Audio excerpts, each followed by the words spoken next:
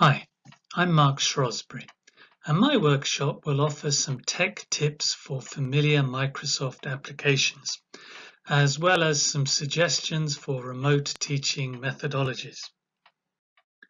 We all use Microsoft Word, PowerPoint, and Excel, but I want to share some tech skills which I hope will make you say, I've always wanted to know how to do that in Excel.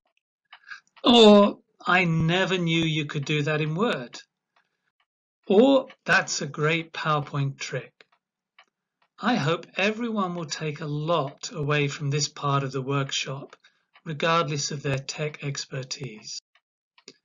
In the second half of the workshop, I want to show you how I tried to recreate in Zoom all of the communicative activities we use in a physical classroom.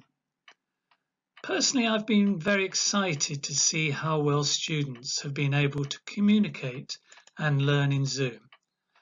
I hope to share this with you in my workshop. Thank you very much.